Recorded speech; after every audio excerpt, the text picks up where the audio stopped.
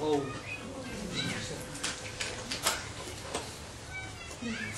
प्रातः क्लास चल रहा था 27 जून 1968। चौथे पेज के आदि में बात चल रही थी कितने थोड़े पुरुषार्थ करते हैं और फिर उनमें कितने थोड़े पास होते हैं। उन पास सिर्फ 8 ही निकलते हैं। तो देखो कितनी मेहनत है। अपने से पूछो, हमारी बुद्धि की लाइन क्लियर है? एक बाप के सिवाय और कोई तो याद नहीं आता।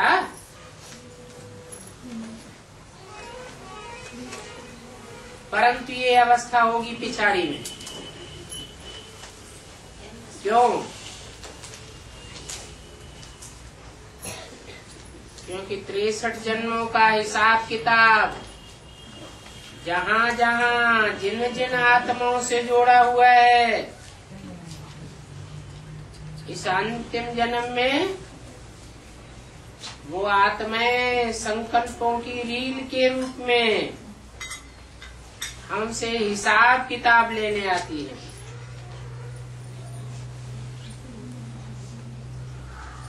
इसलिए बोला ये अवस्था पिछाड़ी में होगी।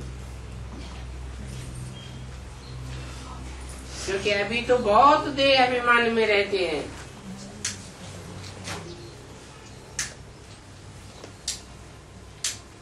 आत्माभिमानी बनने में ही बहुत मेहनत है। घड़ी घड़ी देह बान आ जाता है। अभ्यास पड़ा हुआ है 63 जन्मों का। देह अभिमान में आते रहे और फिर अनेकों के साथ संबंध जुड़ते रहे।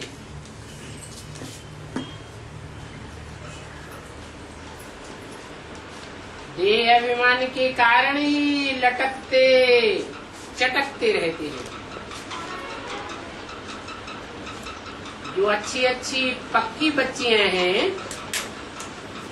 वो तो समझती हैं कि हमको तो कोई हाथ भी न लगावे, क्योंकि पतित ख्यालात वाला होगा तो उसी ख्याल से हाथ लगावेंगे।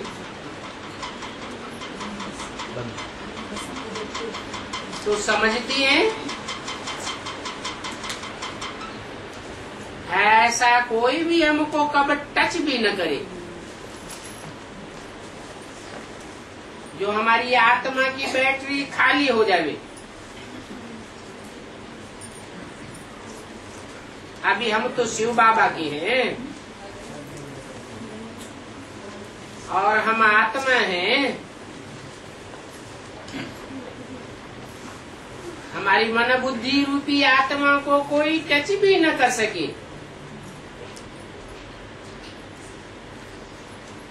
कोई कोई ऐसे बहुत कड़े होते हैं।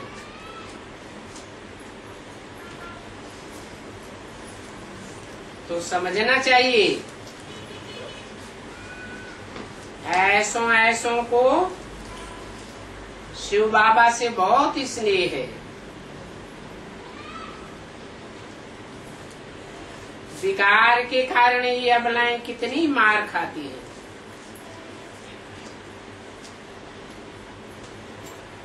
फिर कोई सूपनखा पूतना भी निकल पड़ती है।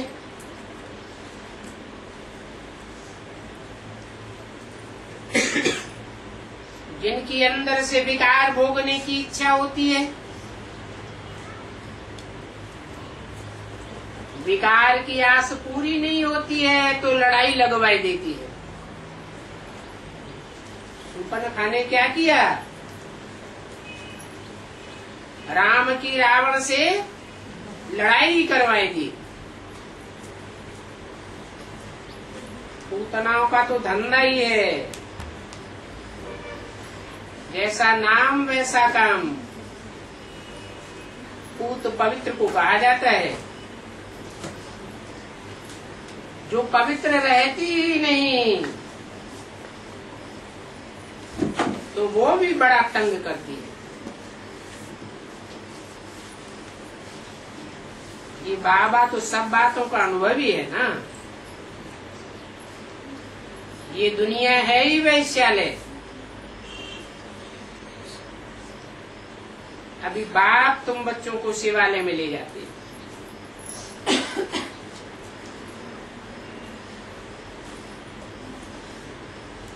परंतु कब ले जावेंगे? तभी ले जावेंगे जब ऐसा वैश्यालय से तुम्हारा दिल टूट जावे।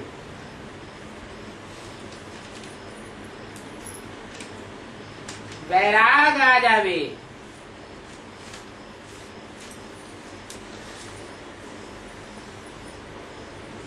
ये तो जरा भी ख्यालात नहीं आना चाहिए। गंदे ख्यालात ही नीचे गिराते हैं, तभी तुम ऊंच पद पा सकते हो। रामानुसार जिन्होंने कल्प पहले ऊंच पद पाया है, उन्हों का पुरुषार्थ भी ऐसा देखने में आता है। बाप बैठ समझाते हैं कि हमने ये रथ कैसा लिया है।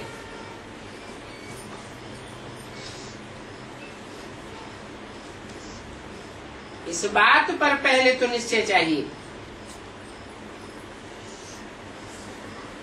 निश्चय हो तो निश्चय करने वालों की चलन बड़ी अच्छी चले। बहुतों को इस बात का निश्चय ही नहीं होता है, तो फिर टूट पड़ते हैं। और टूटते भी ऐसे हैं जैसे कि बेताले हो जाते हैं। बहुत ऐसे भी हैं जो यहाँ बैठे बैठे भी बुद्धि कहीं और जाती रहती है।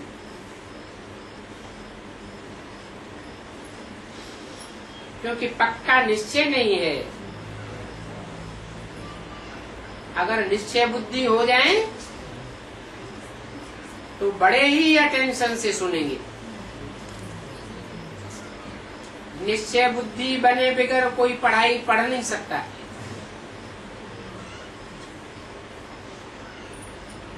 शिव बाबा में निश्चय हो तब बाबा की बोली हुई बातें दिल से लगे। इसमें निश्चय हो। शिव माने ज्योति बिंदु, मेरी बिंदी का ही नाम शिव है। और बाबा साकार को कहा जाता है। साकार और निराकार का मेल शिव बाबा कहा जाता है। तो उसमें निश्चय हो, परंतु निश्चय नंबरवार पुरुषार्थ अनुसार है। फिर कोई कोई बच्चों का तो बहुत लव है, सोचते हैं हम यहाँ ही रह जाए। जब इतने सभी यहाँ रहते हैं, परंतु हम भी क्यों नहीं रहे? परंतु बाबा कहते हैं नहीं, जो यहाँ रहते हैं उनके साथ तुम रीस क्यों करते हो?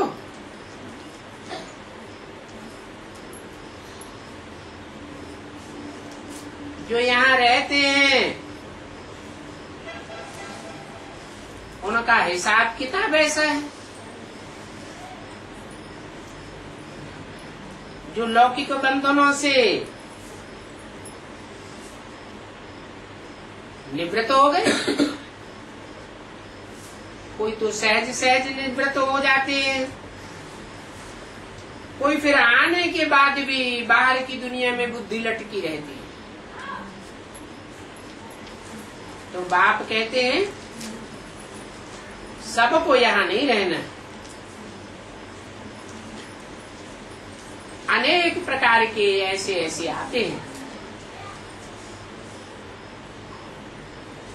कोई तो ऐसे भी समझते हैं, देखें यहाँ किसकी किसकी खातिरी होती है।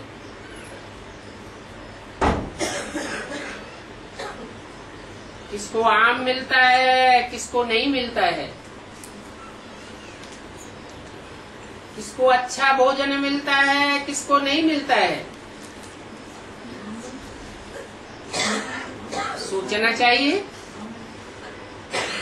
भगवान की तो सबके प्रति संभावना होगी,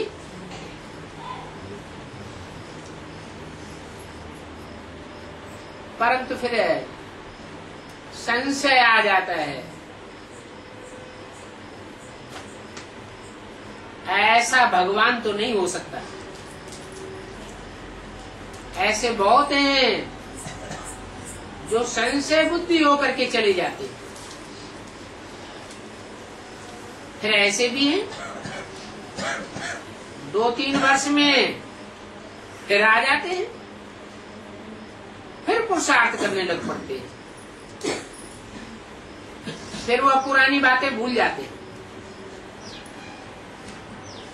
बाप तो जानते हैं जिनकी तकदीर में होगा वो तो अवश्य ही आवेंगे। तब कहते हैं बनी बनाई बन रही, अब कछु बननी ना है। 63 जन्मों में जिन्होंने अच्छे अच्छे कर्म किए हैं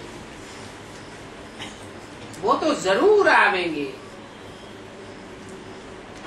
बाकी अवस्थाएं तो नीचे ऊपर होती ही रहती है, इसमें कोई नई बात नहीं है। कल पहले भी ऐसे हुआ होगा और फिर भी ऐसे ही होगा। बाप ने समझाया है, मैंने इनके बहुत जन्मों के अंत में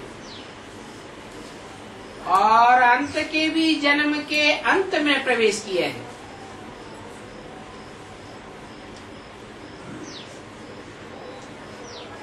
इसकी बात बताइए।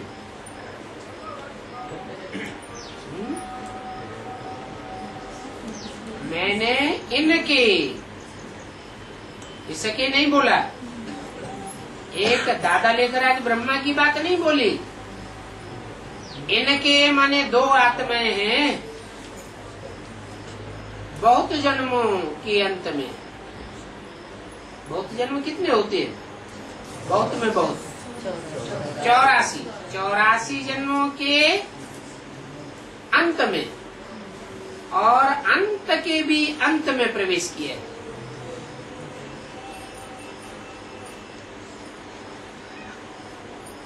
चौरासी जन्म लेने के बाद 60 वर्ष में वानप्रस्थी अवस्था होती है, तो कहेंगे अंत में प्रवेश किया। 84 जन्मों के अंत में, फिर अंत के भी अंत में, माना ब्रह्मा की 100 साल आयु आई हुई है। जिसमें प्रवेश करते हैं उसका नाम ब्रह्मा रखते हैं। तो जब 100 साल पूरे होते हैं फिर प्रवेश करता हूं, जबकि तमो प्रधान है।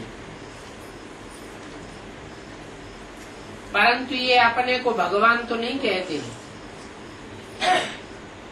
तमो प्रधान है, तो कोई भगवान कैसे मानेगा? तो समझाते हैं इनमें भी पढ़ाने वाला बाप है, इसलिए इसको ईश्वरीय पढ़ाई कहा जाता है। ये पढ़ाने वाले नहीं है,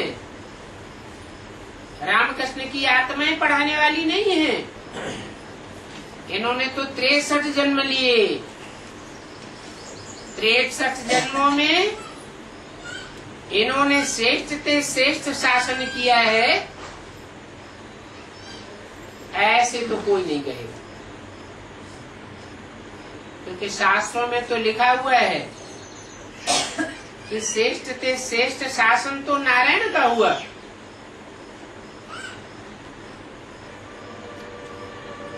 नर जो नारायण बनता है वो बनता ही तब है जब उसमें बाप प्रवेश करते हैं। तो जो ईश्वर की पढ़ाई पढ़ते हैं वो देवता बनते हैं। ईश्वर ही श्रेष्ठ से श्रेष्ठ शासन करने वाला है। वो कोई प्रकार का दंड विधान नहीं करता है, बड़े प्यार से आकर के समझाते हैं। जो नहीं समझते हैं वो तो बाकी ऐसे हैं जैसे जट, देवताओं के आगे जाकर के उनकी महिमा करते रहते हैं। आप सर्वगुण संपन्न हो, 16 कला संपूर्ण हो, मैं भिखारी हूँ, पापी हूँ, चरिया खरिया हूँ। अभी बाप कहते हैं तुम जो भी हो, परंतु अभी तो मैं तुमको इन लक्ष्मी नारायण जैसा बनाता हूँ, तो मेरी श्रीमत पर चलो। ये तो जानते हैं कि कल पहले जैसी राजधानी स्थापन हुई है वैसी ही नंबरवार राजधानी स्थापन होगी। राजधानी में तो सब प्रकार के चाहिए, राजा भी चाहिए, रानी भी चाहिए, ऊंचे ऊंचे पदाधिकारी भी चाहिए जिन्हें राज्य अधिकारी कहा जाता है। भले राजा तो नहीं होते हैं, परंतु अकेला राजा राजा ही चलाता है क्या? सहयोग में राज्याधिकारी भी तो होते हैं ना। फिर प्रजा में भी नंबरवार होते हैं, कोई फर्स्ट क्लास प्रजा, कोई सेकंड क्लास प्रजा, कोई थर्ड फोर्थ क्लास। तो जैसी पहले राजधानी हुई है स्थापन कल पहले, वैसी ही राजधानी स्थापन होगी। तुम भी यहाँ पुरुषार्थी हो और यह भी पुरुषार्थी है। ये ब्रह्मा तो कहते हैं क्या?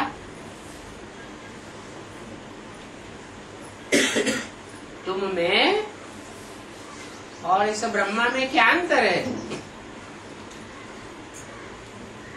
ये ब्रह्मा तो कहते हैं मेरे में कोई ताकत है ही नहीं,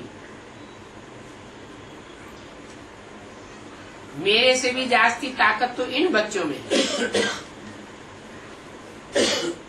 कैसे?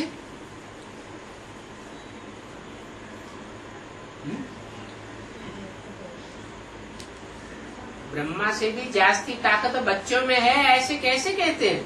क्या प्रूफ है? क्योंकि ब्रह्मा तो पहले ही शरीर छोड़ देते हैं। स्थापना का भी काम पूरा नहीं हुआ, पालना का भी नहीं हुआ और विनाश का भी काम पूरा नहीं हुआ। फिर पूरा कौन करते हैं? है? जरूर तुम बच्चों में से ही कोई है जो स्थापना और पालना और विनाश का कार्य पूरा करते हैं। तो तुम सभी बच्चों को ज्ञान दिया है और इन बच्चों ने ही दिया। फिर उनको जिसने दिया उनसे सभी मिलने आते हो। मैं तो कोई से मिलता भी नहीं हूं,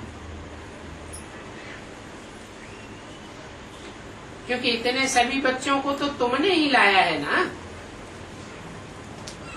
जो सच्चे मददगार हैं वो ही उच्च पद पावेंगे। तो बताए देते हैं कि सदगुरु कोई मनुष्य को नहीं कहा जाता है।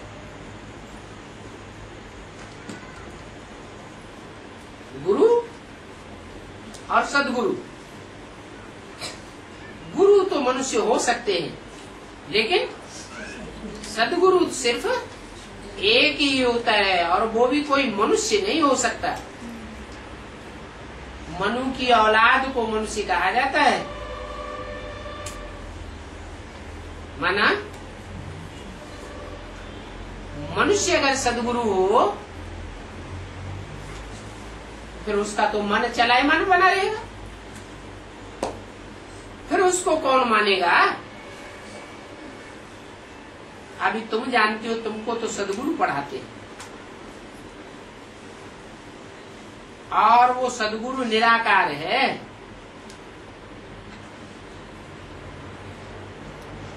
जो तुमको पढ़ाते हैं उनका अंतिम रूप क्या है? सदगुरु निराकार। वो ही निराकारी है, निर्विकारी है, निरहंकारी है।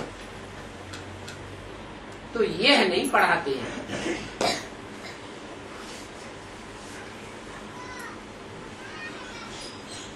न पढ़ाते हैं, न अपन को गुरु कहते हैं। जो अपन को सदगुरु कहलाते हैं वो तो महान भ्रष्टाचारी हैं। कह देते हैं कुत्ते बिल्ले सब में ईश्वर है।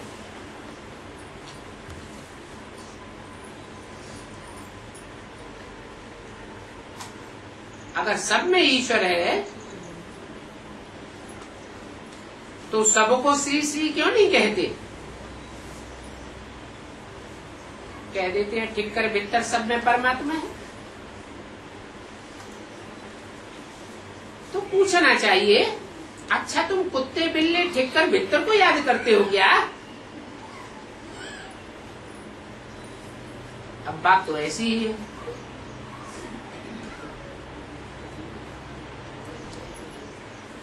जड़त्व को याद करते रहते हैं, चैतन्य तो उनमें होता ही नहीं।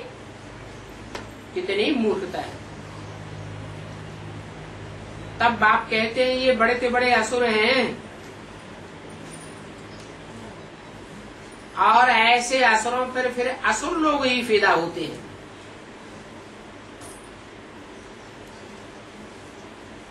फिदा होते हैं तो फिर उनकी सत्या ही नाश हो जाती है।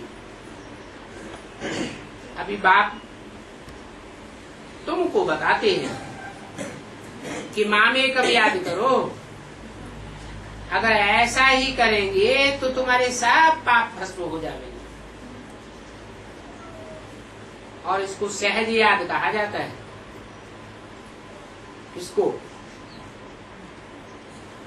है सहज याद कब? अगर एक को याद करेंगे तो सहज याद हो जाएगी, और व्यभिचारी याद करेंगे, अनेकों को याद करेंगे तो याद भी कैसी हो जाएगी? कठिन हो जाएगी। महर्षि कहते हैं शराब पियो, प्याज खाओ, कुछ भी करो। अब बताओ ऐसे खान पान वाले लोग इस ईश्वरीय ज्ञान में चल कैसे सकेंगे? ऐसे ऐसे फिर अंत में सभी फेल हो जाएंगे। कौन? जो औरों के संग दोष में आते रहते हैं और अन्न दोष में आते रहते हैं। उनका क्या हाल बताया? सभी फेल हो जाएंगे। तुम तो ब्रह्मा कुमार कुमारियां, और कुमार कुमारियां तो वो ही कहे जाते हैं जो पवित्र होते हैं। कुमारी जीवन पवित्र होता है ना, पवित्रता में ही अच्छी पढ़ाई होती है।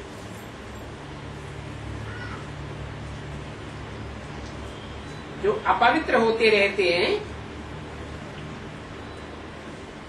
उनको पवित्रता का ख्याल भी नहीं आता है। तो तुम बच्चों की दृष्टि कहीं भी नहीं जानी चाहिए।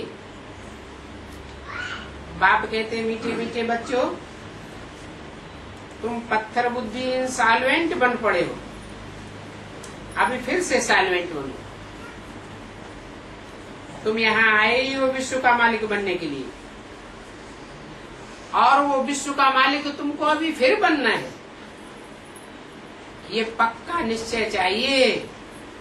अच्छा बच्चों को गुड मॉर्निंग हो नमस्कार।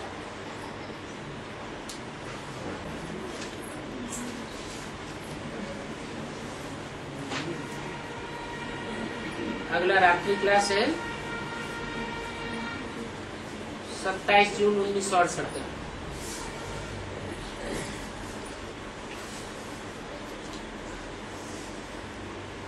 आबू की प्रदर्शनी पूरी हुई।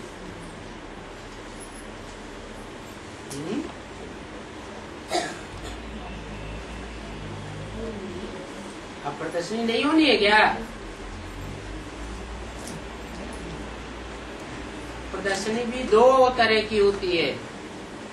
एक होती है जड़ चित्रों की प्रदर्शनी और एक होती है चैतन्य चित्रों की प्रदर्शनी। तो कौन सी प्रदर्शनी पूरी हुई? अब जड़ चित्रों की प्रदर्शनी तो बहुत हो गई, अभी वो पूरी होती है। बच्चों ने बहुत दिल व जान सिक व प्रेम से सेवा की है।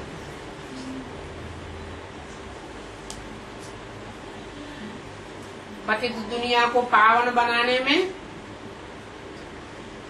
तुम मेहनत करते हो क्या?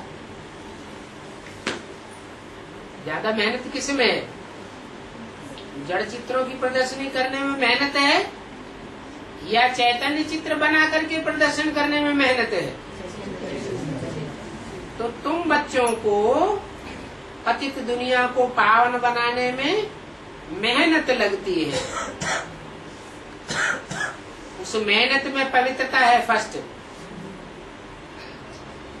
बुलाते भी हैं, हे पतित पावन आओ। फिर आकर के क्या करें? आकर के पावन बनाओ। आकर के क्यों? बिना आए पावन नहीं बना सकते। ब्रह्मा के तन में आके पढ़ा के चले जाएं, ज्ञान तो मिल ही गया, फिर बच्चे पावन बनते रहे। ऐसे नहीं हो सकता क्या? है? हो सकता है।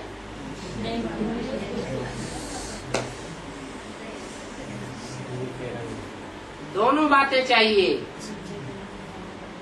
शुद्ध अन्न भी चाहिए और पवित्र संग भी चाहिए। अन्न भी दो प्रकार का होता है, एक पेट का अन्न और दूसरा संकल्पों का भोजन, वाइब्रेशन का भोजन। तो तुमने ही बुलाया है, पतित पावन आओ। जैसे भक्ति मार्ग में वो कुंभ का मेला होता है, वो कुंभ का मेला तो आर्टिफिशियल होता है। क्यों क्यों आर्टिफिशियल बताया? इलाहाबाद में कुंभ का मेला होता है, वो आर्टिफिशियल क्यों है? क्योंकि वहां जड़ नदियां जाकर के मिलती हैं। जड़ नदियों में तो जड़ जल होता है। जड़ जल से शरीर पवित्र बनेगा या आत्मा पवित्र बनेगी? तो वो तो आर्टिफिशियल मेला है, उसमें कोई पवित्र नहीं बनते हैं। ये तो कुंभ का मेला सच्चा यहाँ होता है, जहाँ वास्तव में संसार के सामने दिव्य जन्म गंगा, यमुना, सरस्वती, चैतन्य नदियां प्रत्यक्ष होती हैं। तो तुम बच्चों को तो सच सच पावन बनना है। क्या नदियों के बीच में क्यों ला दिया है?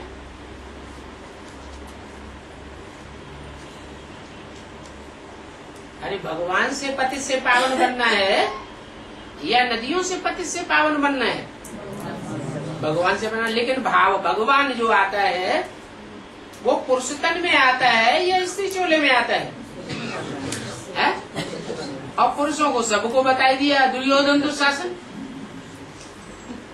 तो दुर्योधन दुशासनों के मुख से जो सुना हुआ ज्ञान है उससे पावन बनेंगे क्या है? मान लो किसी पुरुष में, ब्रह्मा में या शंकर में शिव भगवान ने प्रवेश किया। शिव तो ज्ञान की बातें ही सुनावेंगे। फिर जिस तन में, पति तन में प्रवेश करते हैं उस मुख के, उस दृष्टि के वाइब्रेशन अपना काम नहीं करेंगे है? श्रद्धा के अनुसार काम जरूर करेंगे। जैसे ब्रह्मा के लिए बोला किसकी गोद में आते हो, तो जिन बच्चों की अपनी भावना में था कि हम तो शिव बाबा की गोद में आए, तो उनको कहा पास। और जिनकी बुद्धि में रहा हम ब्रह्मा बाबा की गोद में आए हैं, तो हो गए फेल। तो ऐसे निश्चय बुद्धि कि मुकद्दर रथ में ही परमात्मा बाप आया हुआ है और सदैव निश्चय बुद्धि रहे, ऐसे कितने होंगे?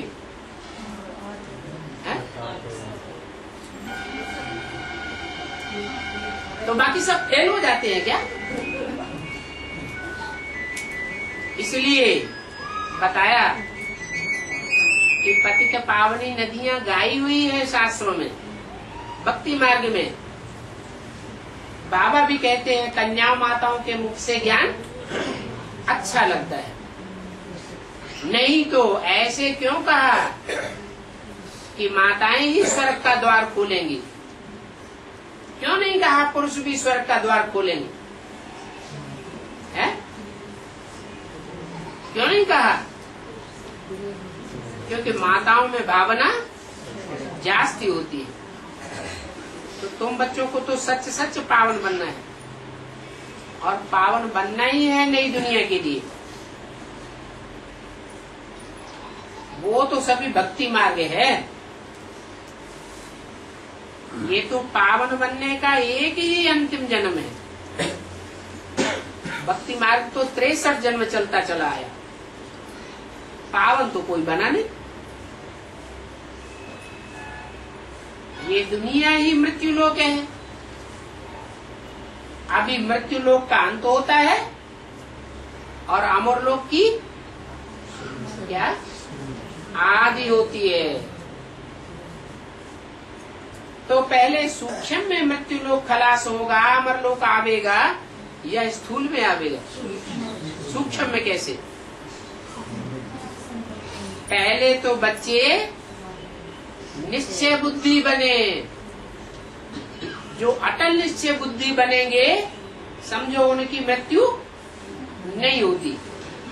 बाप में अनिश्चय आया, मानो क्या हो गया? मर गया। और बाप में निश्चय अटल बना रहे तो क्या कहेंगे? मरा हुआ कहेंगे? नहीं, जीवित कहेंगे। तो अभी इस मृत्यु लोक को तुम अमर लोक बना दे। ये तो तुम समझते हो, क्योंकि अमर लोक में जाने का पुरुषार्थ करते हो। जो मृत्यु लोक में जाने वाले हैं वो तो अनिश्चय बुद्धि हो जाते हैं। बाप से कनेक्शन नहीं रखते। अभी तुम तो बाप के पास आते हो ना, तो निश्चय बुद्धि हो तब आते हो, या निश्चय बुद्धि होंगे तो आएंगे? निश्चय बुद्धि है। तुम ही सत्य के आदि मध्य अंत को जानने वाले हो। दुनिया तो इन बातों को जानती ही नहीं है कि अभी कलयुग का अंत है, पाप की दुनिया का अंत है। बच्चे तो जानते हैं ये पुरुषोत्तम संगम युग है। पुरुष रूपी जो आत्माएं हैं, उन आत्माओं में जो उत्तम से उत्तम पार्ट बजाने वाली आत्माएं हैं, वो अभी प्रत्यक्ष होने वाली है। इसलिए ये पुरुषोत्तम संगम युग है। और जो युग हैं, उनके मेल को पुरुषोत्तम संगम युग नहीं कहेंगे। जैसे सतयुग त्रेता का मेल है, त्रेता द्वापर का मेल है, द्वापर कलयुग का संगम है, उसको पुरुषोत्तम युग नहीं कहेंगे, क्योंकि उत्तम से उत्तम आत्माओं की माला रूपी संगठन वहाँ प्रत्यक्ष ही नहीं होता। अभी तो वो माला सारे संसार के बीच में प्रत्यक्ष होने वाली है। और दूसरे युगों के जो संगम हैं, उनमें तो कलाएं ही कम होती जाती है। और यहाँ तो जो बच्चे अच्छा पुरुषार्थ करते हैं, वो चढ़ती कला तेरे बहाने सर्व का भला करने में लग जाते हैं। उनकी ये निशानी है, वो अपनी परवाह नहीं करेंगे। क्यों? क्योंकि निश्चय बुद्धि होने के आधार पर उनकी बुद्धि में रहता है क्या कि पाना था सो पा लिया। हमारी आत्मा का तो कल्याण हो ही गया, हमको तो पक्का भगवान मिल ही गया। हमारा कल्याण कोई दुनिया में कर ही नहीं सकता। अभी तुम जानते हो कलयुग के बाद सतयुग आना है, इसीलिए पुरुषोत्तम संगम युग तो जरूर चाहिए।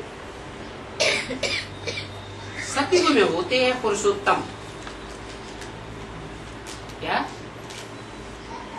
कौन से सतयुग में? सतयुग आदि में या सतयुग अंत में? वो ही सच्चा सतयुग कहेंगे, संपूर्ण सतयुग कहेंगे। मनुष्य जानते हैं कि देवी देवताएं हैं उत्तम। देवी देवताएं उनको ही कहा जाता है जो पूरे 84 जन्म लेते हैं। कम जन्म लेने वालों को देवी देवता नहीं कहा जाता। सतयुग के दूसरे जन्म में जन्म लेने वाली आत्माएं उतरेंगी या नहीं उतरेंगी? है? उतरेंगी। तो उनको देवी देवता धर्म की आत्माएं कहेंगे। है? कहेंगे या नहीं कहेंगे?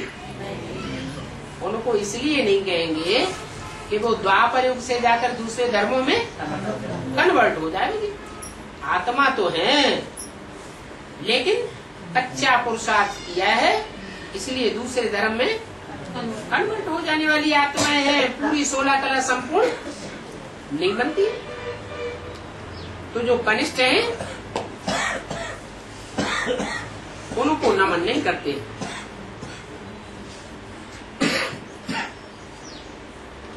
अभी तुम बच्चों को पक्का निश्चय है, हम मनुष्य से देवता बनने के लिए यहाँ आते। क्या? ये किसको निश्चय है? तुम बच्चों को, उन बच्चों को नहीं है। इसके लिए नहीं कहा, इसके फॉलोअर्स के लिए भी नहीं कहा। क्या?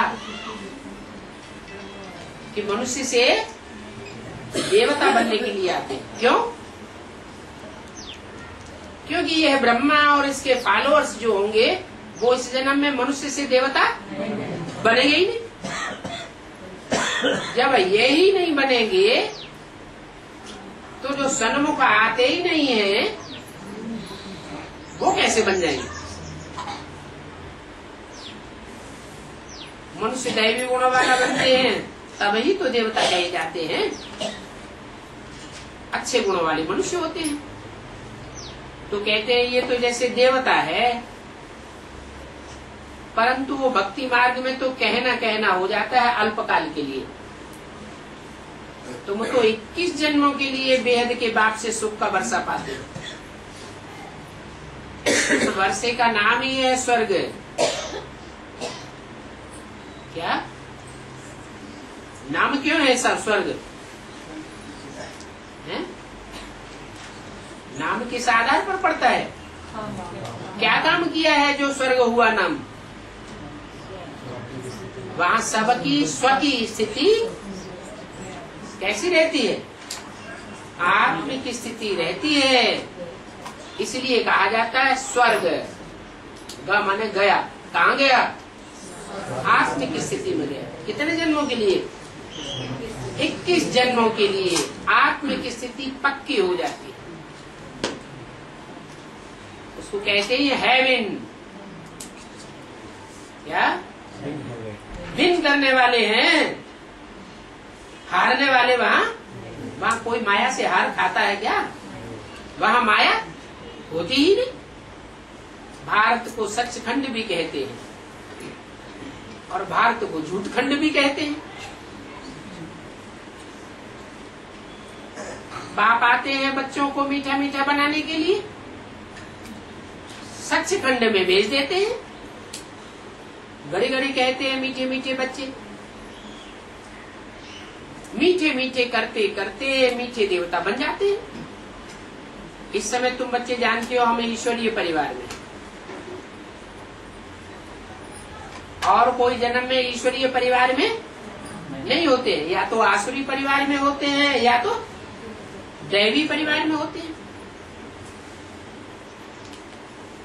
जब ईश्वरीय परिवार में हो तो असुर नहीं कहेंगे, क्योंकि तुमको निश्चय है हम ईश्वरीय परिवार के हैं, हमको ईश्वर से वर्षा मिलता है। इसमें घाटे व संशय की कोई बात नहीं है। क्यों?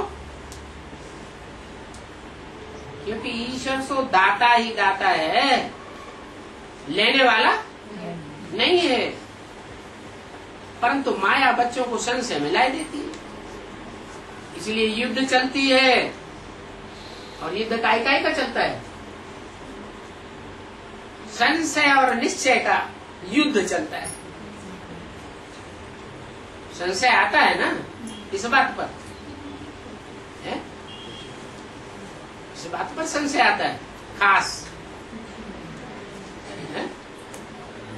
अरे ये बाप है या नहीं है?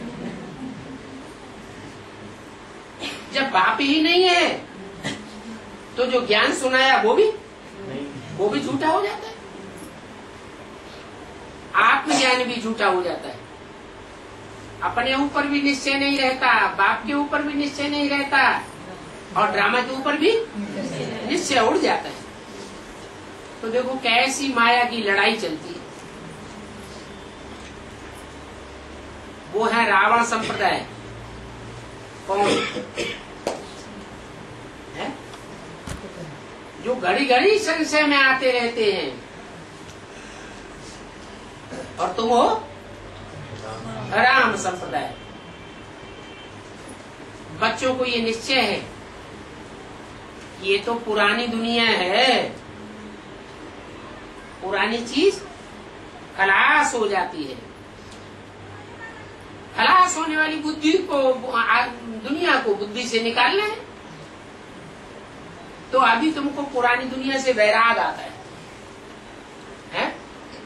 कि प्यार आता है? महल बनावे, नया मकान बनावे, शादी करें, परिवार बढ़ावे, बच्चे पैदा करें, शान शौकत से रहें। दुनिया की चलन याद आती है या दुनिया और दुनिया की परंपराओं से वैराग आता है? अभी तो तुमको वैराग आता है। इन सब बातों को बुद्धि से निकालना है। सारी पुरानी दुनिया से वैराग, नई दुनिया से प्यार है, परंतु हद का वैराग नहीं चाहिए। तुम्हारा तो बेहद का वैराग है, बेहद का संन्यास है। बुद्धि में है ये पतित पुरानी दुनिया है, हमको तो नई दुनिया में जाना है। रहते तो इसी पुरानी दुनिया में हो, तुम कोई जंगल में नहीं चले जाते हो, परंतु बुद्धि से इस पुरानी दुनिया से उपराम रहते हो।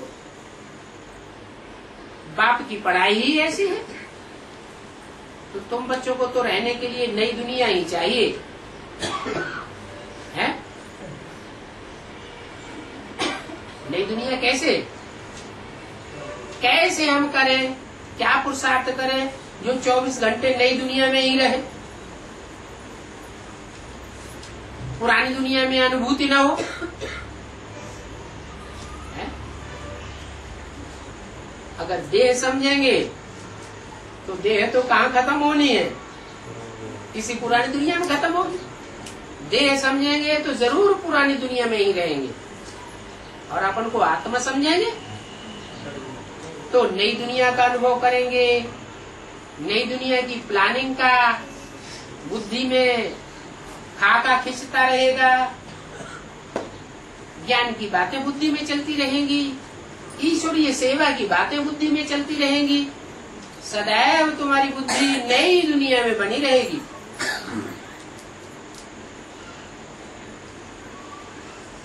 तो तुमको तो रहने के लिए नई दुनिया ही चाहिए। तुमको माने किसको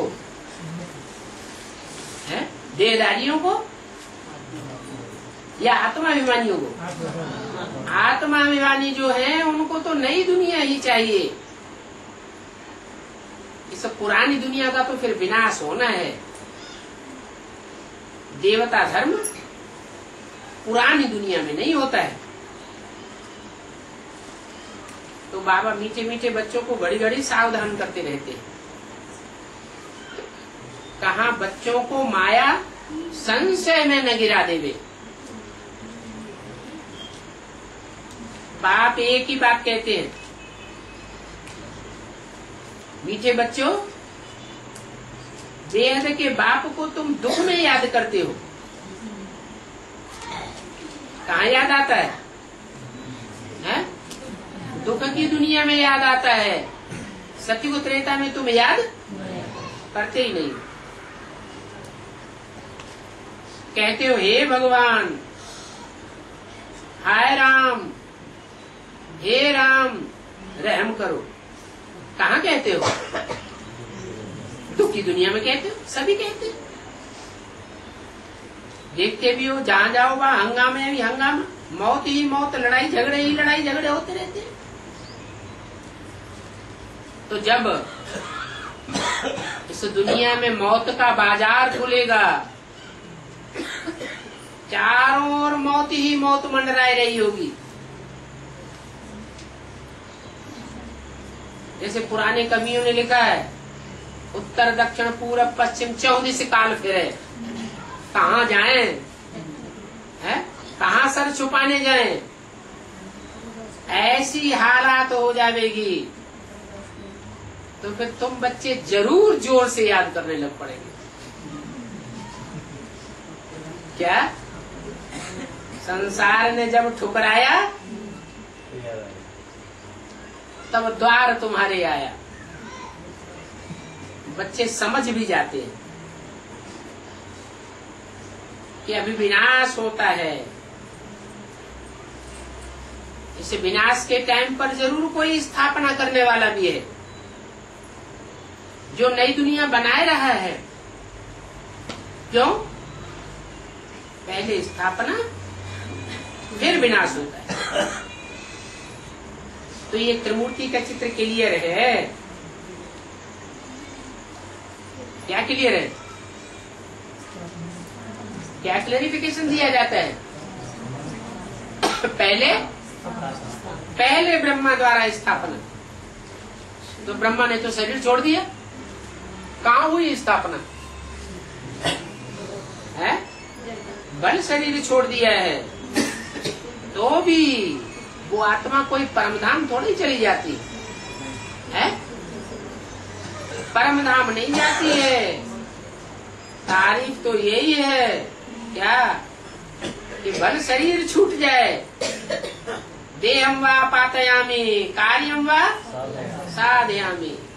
शरीर भल छूट जाए लेकिन आत्मा को पक्का हो जाता है हम इस दुनिया को छोड़ के तब जाएंगे जब काम पूरा करके जाएंगे। तो कोई न कोई माता के तन में प्रवेश करके स्वर्ग का गेट खोल करके जाते हैं। तो तुम्हारा त्रिमूर्ति का चित्र तो क्लियर है। पहले ब्रह्मा द्वारा स्थापना, फिर शंकर द्वारा विनाश, फिर विष्णु द्वारा पालना। ब्रह्मा के द्वारा नई दुनिया की स्थापना होती है। यह बात तुम सच्चे ब्राह्मण ही समझा सकते हो, झूठे ब्राह्मण नहीं समझा सकेंगे। क्या क्या कि ब्रह्मा द्वारा नई दुनिया की स्थापना क्यों नहीं समझा सकेंगे? वो तो शरीर छोड़ गए, तो वो समझाए ही नहीं सकते। नई दुनिया पवित्र होती है या अपवित्र होती है? पवित्र होती है। दाढ़ी मूछ वाला पवित्र होता है या अपवित्र होता है? तो अपवित्र होता है। ब्रह्मा की कहीं पूजा होती है, मंदिर बनते हैं, मूर्तियां बनती है क्या? नहीं। ब्रह्मा की मूर्तियां भले नहीं बनती हैं, लेकिन ब्रह्मा का अपर दूसरा नाम है जगदम्बा। ब्रह्मा कहो, जगदम्बा कहो, अर्थ एक ही है। सारे जगत की अम्बा, बड़े से बड़ी अम्बा, और ब्रह्मा ने बड़ी अम्बा। तो सच सच जो प्रैक्टिकल है, व्यवहार में जगदम्बा कही जाती है, उसके द्वारा नई दुनिया का गेट खुलता है। तुम बच्चों को इन बातों का नशा रहता है। हम तो नई दुनिया की स्थापना में सहयोगी हैं, प्रैक्टिकल में हम सहयोगी हैं। जो और बच्चे हैं वो थोड़ी ऐसा समझते हैं। दुनिया में जो लड़ाई लड़ते हैं, जो रैयत लड़ाई लड़ती है अपने अपने राजा के लिए लड़ती है। ऐसे ही तो होता है दुनिया में। और हमारा तो कोई राजा है या नहीं है? हमारा कोई राजा है? हमारा तो कोई राजा है ही नहीं। हाँ, हमको जो रास्ता बताते हैं हम उनके मददगार जरूर हैं। अभी तुम पुजारी से पूज्य देवता बन रहे हो। पुजारी को असुर और पूज्य को देवता कहा जाता है। पुजारी को असुर क्यों कहा? पूजा करने वाला आत्मा की पूजा करता है या देह की पूजा करता है? और देह भी चैतन्य नहीं, जड़ देह की पूजा करते रहते हैं।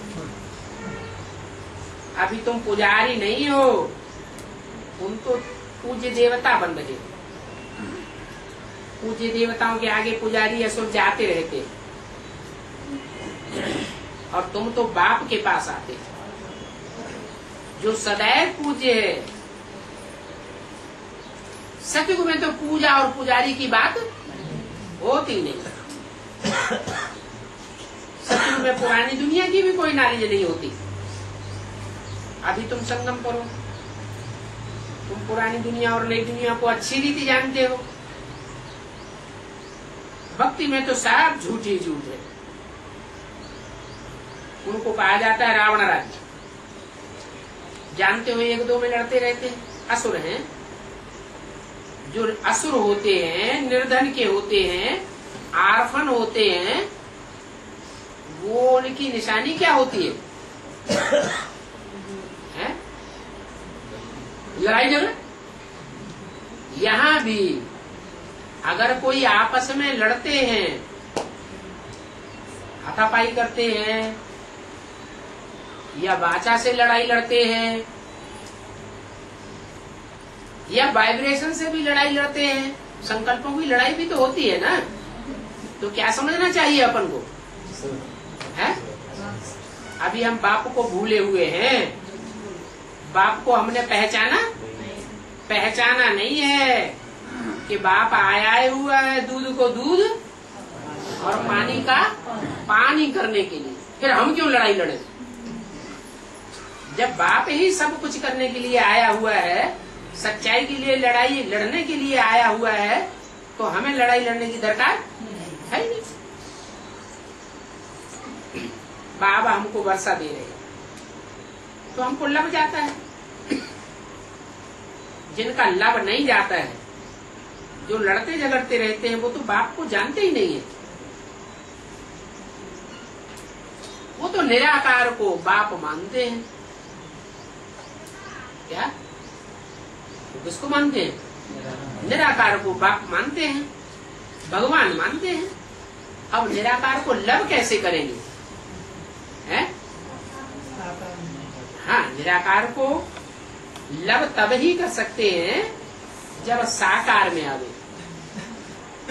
साकार के द्वारा ही स्नेह प्यार होता है। निराकार बिंदु से स्नेह की कोई बात और दुश्मनी की, लब की भी कोई बात नहीं और दुश्मनी की भी कोई बात निराकार के साथ नहीं होती है। और तुम बच्चों का है भी रूहानी लब।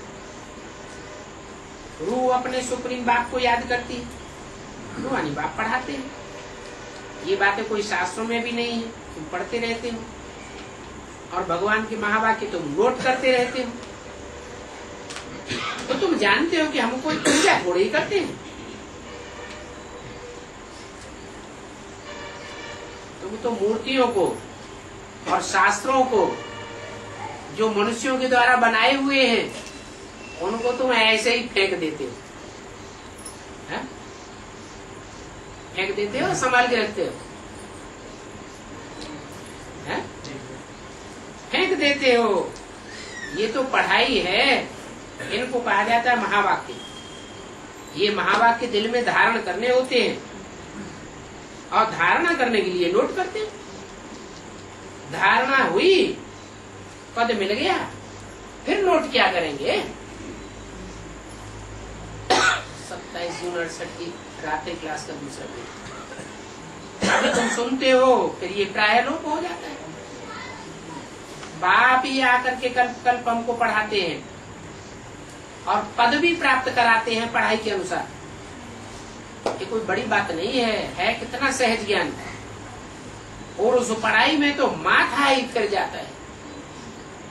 ये तो बहुत सहज पढ़ाई है। बाप को और षष्ठी के चक्र को जानना है और करना क्या है? ये तो पढ़ाई हुई। बाप को जाना और ड्रामा को जाना, ये तो पढ़ाई की बात हुई। और करना क्या है? अरे कुछ प्रैक्टिकल भी करना है। क्या करना है? सब भूल गए, प्रैक्टिकल भूल गए। और पवित्र रहना है। करना क्या है? पढ़ाई का तंत्र क्या है? इसीलिए पढ़ाई पढ़ाई जा रही, पवित्र रहने के लिए। अपन को आत्मा समझते रहेंगे तो देहभान उड़ जाएगा, आत्मा पवित्र बन जाएगी। ये शरीर पहले था क्या? है? पहले पहले ये शरीर था? कहाँ था? अरे पहले पहले ये शरीर था? नहीं था। कहाँ था फिर? शरीर परम धाम में था, आत्मा परम धाम में थी। परम धाम से जब इस सृष्टि पर आई, तब 5 तत्वों का चोला धारण किया। फिर इस मानवे में ये शरीर तुमने बाद में लिया है। तो ये बेहद का मांडवा तुम्हारी स्टेज है। आत्मा पार्टधारी है और ये शरीर रूपी दुम्ब क्या है? चोला है। इस मानवे में ये सूरज चांद बत्तियां आदि हैं। उनको तुम अभी तक कहते थे सूर्य देवता। क्या? जड़ बत्तियों को तुम क्या कहते थे? जड़ देवता। परंतु वो जड़ बत्तियां कोई देवता है क्या? चंद्र देवता? अरे वो तो जड़ बत्तियां हैं, उनको देवता कैसे कहेंगे? क्या देते हैं वो? है? ज्ञान देते हैं क्या? नहीं। बाकी ये तो रोशनी देने वाले हैं। भक्ति मार्ग में उनको पूजते भी हैं, ये है ज्ञान सूर्य। वो फिर उस सूर्य को पूजते हैं, जल आदि देते हैं। ये सभी बेहद की समझ, बेहद की बातें हैं। भक्ति मार्ग में बेसमझी ही बेसमझी है। सोचना चाहिए इतनी बरसात कैसे पड़ती है? इतनी बरसात पड़ती है। वो बरसात बरसाने वाला कौन है? अरे सूर्य तपता है, जल गर्म होता है, भाप बन के उड़ता है तो बरसात होती है। वो है जड़ सूर्य और ये है ज्ञान सूर्य। ये ज्ञान सूर्य जितना जितना तपत देता रहेगा ज्ञान की, उतना उतना मनन चिंतन मंथन बढ़ता रहेगा। तो देखो भक्ति मार्ग में क्या क्या करते हैं और तुम अभी क्या करते हो। यहाँ भी हनुमान का एक मंदिर है। एक दिन एक्सीडेंट हो गया, कोई ने बोल दिया यहाँ एक्सीडेंट हो गया है, यहाँ हनुमान का मंदिर बनाओ। नहीं तो ऐसे ही एक्सीडेंट आदि होते रहेंगे। बस फिर क्या था, आनंद फानन में मंदिर बन गए। आस्ते आस्ते बढ़ते बढ़ते अभी कितने हनुमान के मंदिर बन गए। भक्ति मार्ग का देखो कितना प्रभाव है। सुनी सुनाई बातों पर भारतवासी क्या क्या करते रहते हैं। बहुत बड़ा झाड़ है। तुम्हारा तो ज्ञान का बीज कितना छोटा है। अभी सारे भारत पर राहु की दशा है। बाप आकर के भारत को बृहस्पति की दशा में ले जाते हैं। बच्चे जो भी आते हैं, कोई भी बात दिल में हो तो जरूर बाबा से पूछेंगे, परंतु बाबा के सामने आके आते आते प्रश्न ही उड़ जाते हैं। क्या बच्चे पीछे से सोचते हैं हम बाबा से ये पूछेंगे, वो पूछेंगे, ऐसे पूछेंगे, वैसे पूछेंगे, और सामने आकर सारे प्रश्न उड़ जाते हैं। ऐसे क्यों होता है? बेहद के बाप से बेहद का वर्षा तो तुमको जरूर मिलेगा। फिर उसमें चाहिए दैवी गुण, पवित्रता, और कोई बात नहीं है। तुम्हारी अहम ऑब्जेक्ट ये है, दैवी गुण तो जरूर चाहिए, उससे तुम्हारा ही फायदा होगा। दैवी गुण धारण नहीं करेंगे तो पदवी ऊंचा नहीं पावेंगे। बाप आते ही पुरुषार्थ कराने के लिए, पढ़ाने के लिए, तो पुरुषार्थ करना चाहिए ना, धारणा क्यों डालना चाहिए। बाबा ने समझाया है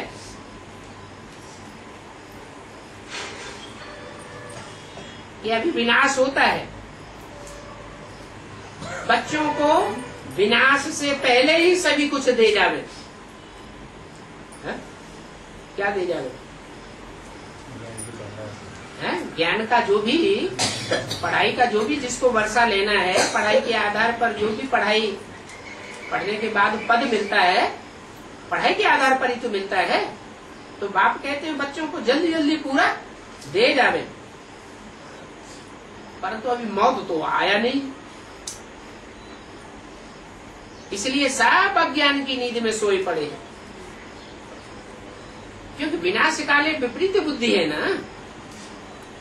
तुम्हारी तो बाप से प्रीति बुद्धि है, बाप तुमको दिल से प्यार करते हैं, तुम भी बाप को प्यार करते हो।